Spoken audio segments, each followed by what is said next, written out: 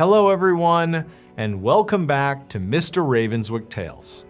I know many of you listen to these episodes while drifting off to sleep, so before you settle in, tell me in the comments which part of the world you're listening from tonight. If you've been enjoying the stories, please leave a like and subscribe so you don't miss the next episode. Now, make yourself comfortable, clear your mind, and let tonight's story begin. In this new story. Crime scene cleaners are normally called only after detectives, medical examiners, and evidence technicians have finished their work. They receive a case number, a written release, and a clear explanation of what happened inside the property. But in October 2022, a trauma cleaning contractor outside Richmond, Virginia, was sent to remove blood from a vacant house where no crime had ever been reported.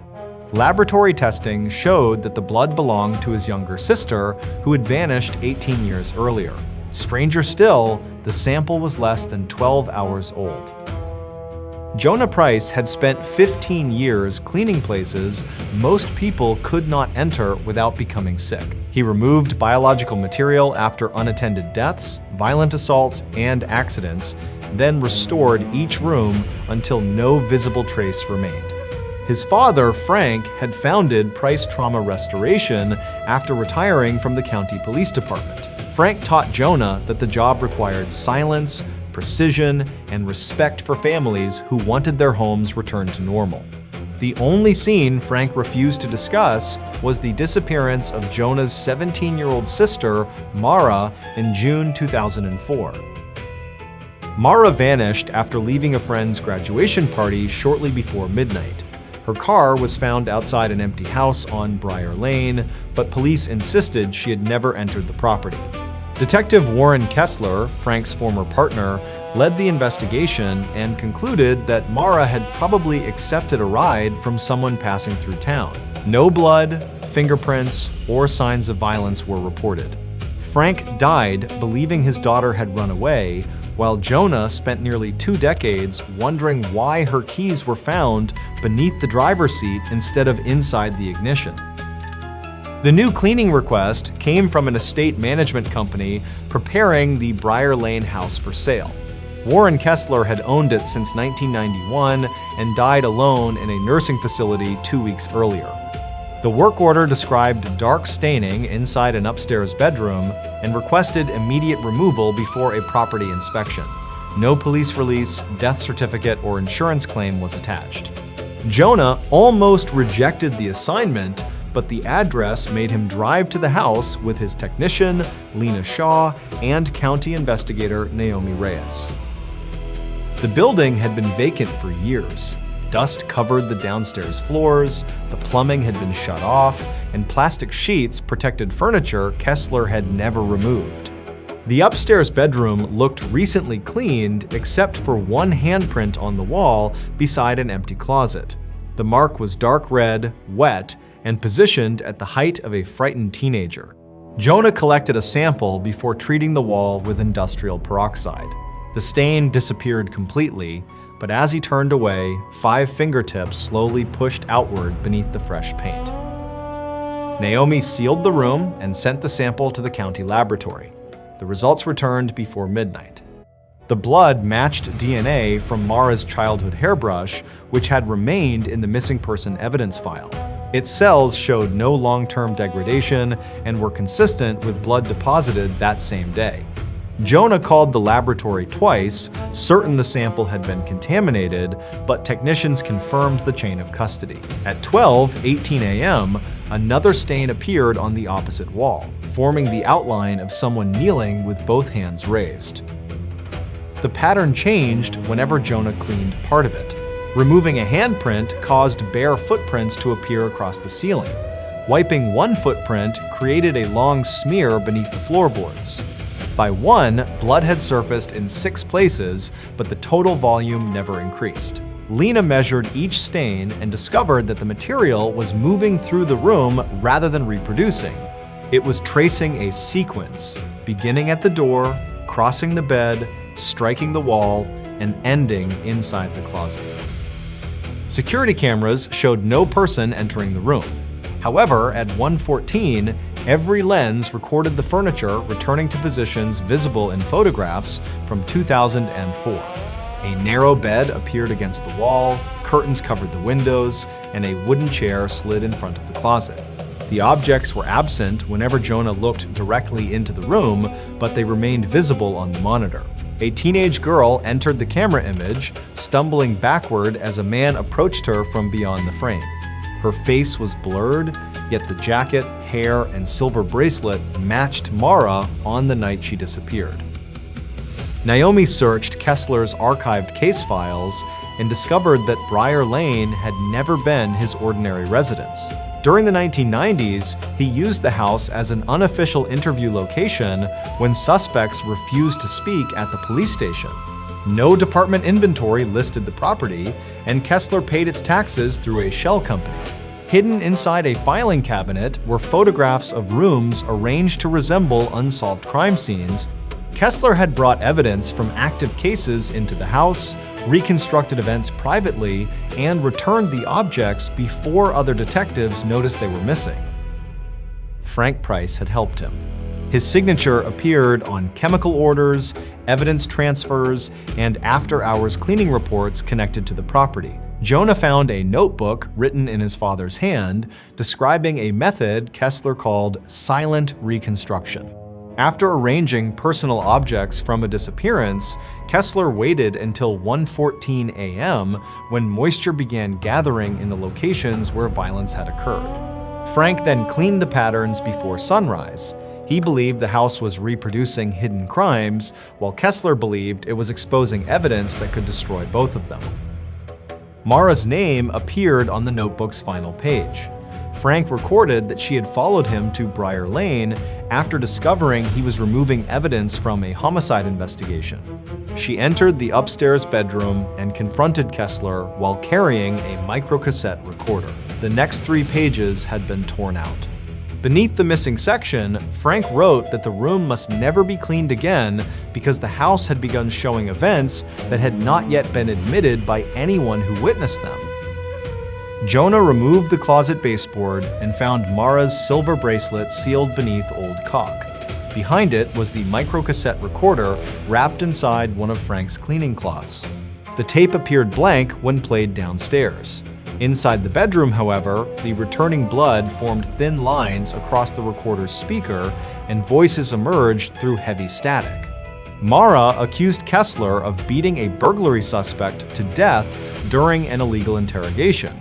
Frank admitted that he had cleaned the scene and moved the body. Kessler then ordered Mara to surrender the tape before the recording ended, with a struggle and the sound of the closet door closing. A second voice had been present, but never spoke. Jonah enhanced the background and identified the slow breathing of Kessler's adult son, Nathan, who now controlled the estate company that hired Price Trauma Restoration. The cleaning request had not been sent because Nathan wanted the house prepared for sale. He knew the stains had begun returning after his father's death and needed a professional connected to the original cover-up to remove them permanently. By sending Jonah, he expected Frank's son to destroy the final evidence without understanding what it was. At 2:03, Jonah received a message from his 19-year-old daughter, Grace. She said a man claiming to represent the estate company had arrived at her apartment and asked her to identify an old family photograph. Before Jonah could warn her, the connection ended. 1 minute later, the empty wooden chair appeared inside the bedroom monitor. Grace sat in it with her hands bound, while Nathan Kessler stood behind her. In the real room, the chair remained invisible, but fresh pressure marks formed in the carpet, and Grace's telephone began ringing from inside the closet. Jonah understood that the camera was not showing the past anymore. The house was arranging the present to match the concealed crime. Nathan had brought Grace through another entrance and placed her somewhere the building treated as part of the upstairs room. The blood trail ended at the closet because the closet had never been storage. Behind its rear panel, Jonah found a narrow service shaft connecting to a detached garage built against the house decades earlier. Naomi opened the garage and found Grace unconscious inside a windowless room while Nathan prepared containers of solvent and gasoline. Nathan attempted to ignite the chemicals, but every stain in the upstairs bedroom spread through the walls at once. Dark handprints appeared across the garage door, ceiling, and Nathan's clothing. The security monitors began displaying the complete night of Mara's disappearance from several angles. They showed Kessler striking her, Frank stopping him, and Nathan injecting Mara with a sedative. Frank believed she had died until he detected a pulse. Instead of calling for help, the three men created a false blood scene, removed Mara from the house, and erased every indication that she had entered. Frank secretly changed the plan after Kessler left. He transported Mara to a private neurological facility under the name Rebecca Lane, hoping to return when he could expose his former partner safely. Kessler discovered the transfer and threatened to kill Jonah if Frank spoke. For the rest of his life, Frank paid the facility through the restoration company while telling his family that Mara was gone. The final cleaning order had been his way of delaying the house from revealing the truth. Each time he removed the returning blood, the reconstruction stopped for another year. Naomi arrested Nathan while Jonah uploaded the recording and security footage to multiple police servers. The moment the files were accepted as evidence, the blood stopped moving. Every stain gathered into one final handprint inside the closet, then dried instantly. The house had not been demanding another victim or recreating a murder that never happened. It had been repeating the last truthful evidence removed before Mara was taken away, waiting until someone preserved the scene instead of cleaning it. Mara was found alive at the neurological facility the following morning. She was 35, but appeared much older after years of heavy medication and isolation. Staff records identified her as a woman with severe memory loss and no known family. When Jonah entered her room, she did not immediately recognize him. Then she touched the scar on his hand from a childhood accident and repeated the nickname she had used when they were young. The first question she asked was whether their father had finally told the truth. Warren Kessler was posthumously connected to the interrogation death, Mara's abduction, and several other disappearances reconstructed inside Briar Lane. Frank's involvement also became public, and Jonah refused to hide the evidence protecting his father's reputation. The house was preserved until investigators completed every search. Under layers of paint and flooring, they found 21 blood patterns belonging to unresolved cases Kessler had handled. Some led police to bodies, while others revealed that people declared dead had been hidden under new identities. After the investigation, Briar Lane was demolished. Jonah kept only the microcassette and stopped accepting jobs without official police releases.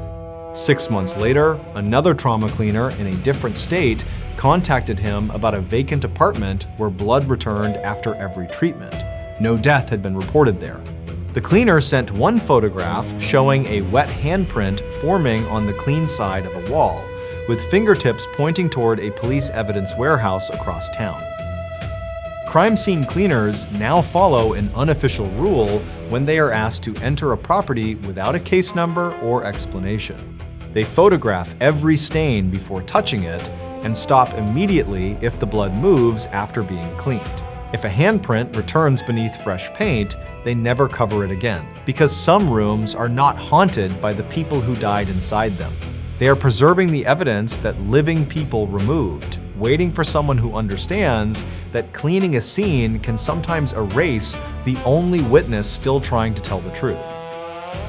In this new story, libraries treat returned books as ordinary objects, a barcode is scanned, a late fee is calculated, and the book is placed back on the shelf. But in October 2022, a librarian in eastern West Virginia found a book inside the overnight return slot that had been checked out in 1964. The branch that issued it had vanished during a mountain flood, and the final borrower was the librarian's younger brother, missing for 17 years. Rebecca Hale managed the Blackwater County Library in the town of Coldridge, a small building serving communities scattered through the Allegheny Mountains. Her brother, Nathan, had vanished in 2005 while hiking near an abandoned settlement called Hemlock Run. Search teams found his backpack beside an old logging road, but his boots, phone, and body were never recovered. Rebecca remained in Coldridge because its archive held the only surviving maps of the area, but none explained where Nathan went. Shortly before opening on October 14, Rebecca heard something heavy slide through the locked night return slot. Inside was a cloth-bound novel titled The Road Beyond Hemlock, written by an author she had never heard of. Mud stained the cover, but the pages were dry and smelled faintly of wood smoke. A paper card inside the rear pocket showed that the book had been checked out from the Hemlock Run branch on the 14th of October 1964. Records stated that the branch, its librarian, and a bookmobile vanished that night when floodwater destroyed the only road. The card listed 12 borrowers. The earliest names belonged to residents missing after the 1964 flood. Later entries matched people who vanished around Blackwater County in the decades that followed. The final line read Nathan Hale, the 14th of October, 2005. Beneath it, in writing, Rebecca recognized immediately her brother had added one sentence: "Do not shelve this book until I return it myself." Sheriff Laura Pike sealed the volume inside an evidence bag while library technician Martin Cole searched the catalog. The title did not exist in any state or national database. Its call number belonged to a children's geography book still sitting on the Coldridge shelves. When Martin scanned the old checkout card, the computer opened a borrower account for Nathan and marked his status as overdue. The balance was listed not in dollars, but in 17 years, 11 months, and 29 days, counting upward by the second. Tests produced impossible results. The cloth and paper were manufactured before 1960, but several pages contained printer toner introduced in 2018. Fingerprints belonged to Rebecca, Nathan, and 11 missing residents. The mud contained pollen from plants lost when the valley was flooded in 1971. More disturbing still, the due date stamp on the final page read the 15th of October 2022, the following morning. Beside it was Rebecca's signature authorizing the return. Rebecca opened the novel under camera supervision. The first chapters described a fictional Appalachian town preparing for a flood. Its residents matched people missing from Hemlock Run with details never made public. Halfway through the book, the setting changed to 2005. A young man named Nathan followed a library sign along a trail absent from every map and found an old bookmobile parked beneath the trees. The final printed sentence ended as he opened its rear door. Everything after that was blank. At 9:17 that evening, words began appearing across the empty pages in fresh black ink. The new passage described Rebecca sitting in the closed library with Laura and Martin, watching the book write itself. It recorded every object in the room, including Laura's ammunition. The final paragraph stated that the library lights would fail at 9:32 and someone would knock 3 times from inside the archive room. At 9:32, the building went dark. 3 knocks came from behind the locked archive door. When emergency lights activated, the archive room had changed. Its shelves extended far beyond the building's outer wall, forming a narrow corridor filled with books stamped by the vanished Hemlock Run branch. At the far end stood a wooden circulation desk beneath a clock stopped at 11:48. A woman in a 1960s uniform sat behind it, holding an old telephone. Historical photographs identified her as Margaret Bell, the branch librarian who disappeared in the flood. She looked directly at Rebecca and silently pointed toward a card catalog beside the desk. The catalog drawers contained borrower cards for every person reported missing in Blackwater County since 1964. Each recorded a disappearance as a checkout and listed an object taken with the person. Nathan's card stated that he had borrowed The Road Beyond Hemlock and had not completed the final chapter. A second card had already been prepared for Rebecca. Its checkout time was 10:03 that night, and the item column listed one missing brother. Margaret finally spoke through the telephone rather than across the room. She explained that the bookmobile reached Hemlock Run before the flood-carrying donated books. One volume had no author, publisher, or ending. Anyone who borrowed it became part of the unfinished story, and the book created a road leading to wherever its previous readers had been left. Margaret tried to keep the volume inside the branch, but the flood arrived before she could destroy the checkout record. The town disappeared from maps because the book rewrote it as a setting. The corridor lights began switching off one by one. Through gaps between the shelves, Rebecca saw different moments from the county's history. A miner walked into a tunnel in 1978 and emerged between the books. A child missing since 1992 waited beside a school bus that had never reached its destination. The same green and white bookmobile waited at the end of each scene. Margaret warned that the missing people remained alive only while their names stayed checked out. Returning the book would release them, but the librarian processing the return would be written into the final chapter and become responsible for keeping the story open. Nathan appeared inside the bookmobile wearing the same jacket from the day he vanished. To him, only several hours had passed. He had followed the road after finding Rebecca's library card pinned to a tree. Inside were missing residents reading the moments before they vanished. Whenever someone reached the final page, the bookmobile stopped at another year and collected a new borrower. Nathan had refused to finish his copy, preventing the vehicle from moving beyond 2005. The returned volume had been sent to Rebecca because the story needed someone from outside to write its ending. Rebecca noticed that the novel's title page contained an empty line beneath the author's name. Margaret's ledger showed that the book gained the name of each librarian who cataloged it. Those librarians later vanished from public records. Rebecca realized the volume could not be destroyed because the county catalog continued recognizing it. While it had a call number, the system treated everyone inside as borrowed property. She returned to the main desk and opened the electronic catalog while Laura held the archive door. Instead of checking the book in, Rebecca deleted its call number, title, borrower history, and branch location. Martin removed the duplicate record from the state network, while Margaret tore the original card from the 1964 ledger. The novel began losing words from its first page forward.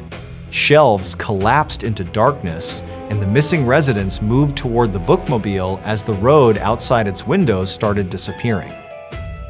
Nathan ran from the vehicle carrying the blank book, but the final page began writing Rebecca's name. She stamped the checkout card withdrawn from collection and pushed it through the return slot. Every light in the library exploded. The archive folded inward, pulling everything toward a space no wider than the slot. Margaret remained behind long enough to close the bookmobile door. Before vanishing, she placed her library badge in Nathan's hand and pointed toward Rebecca's unfinished borrower card.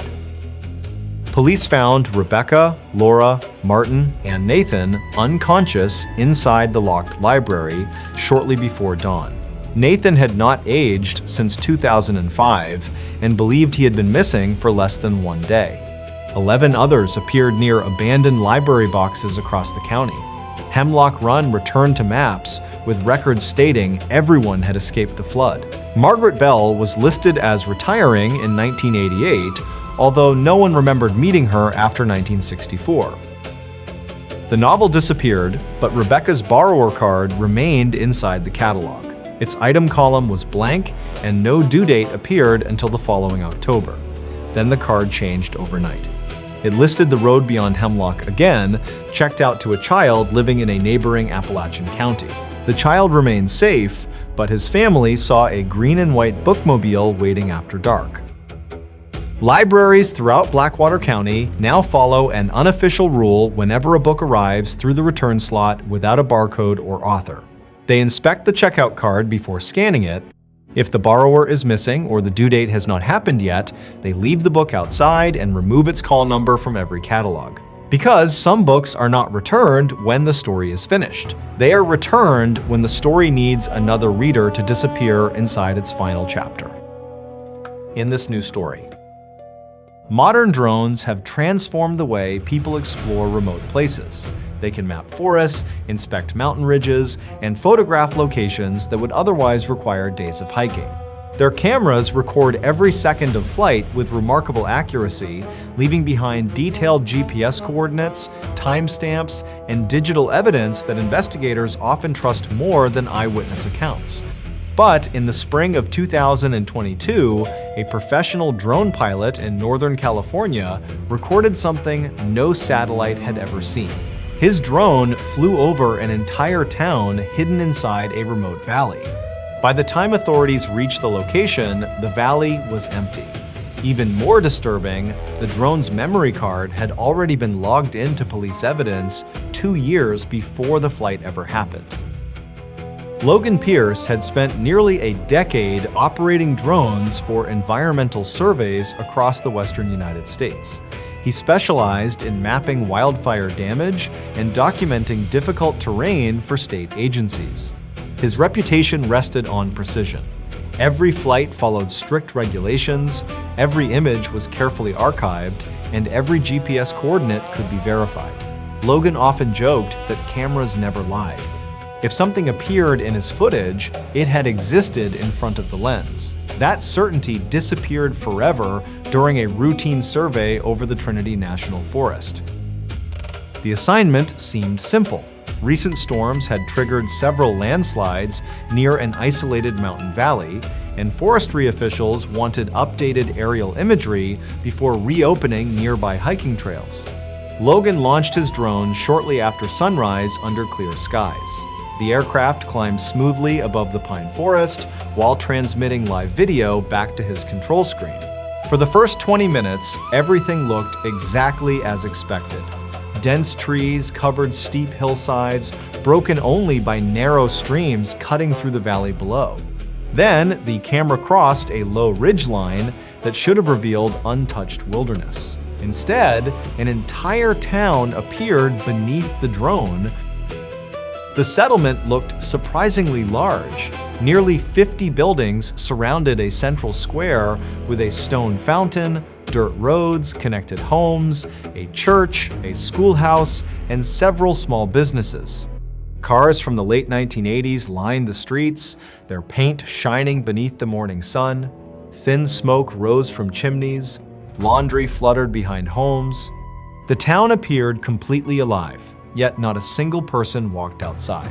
It resembled an ordinary community where every resident had suddenly stepped indoors at exactly the same moment. Logan immediately checked the official survey maps loaded into his controller. According to every government database, the valley below contained nothing except protected forest.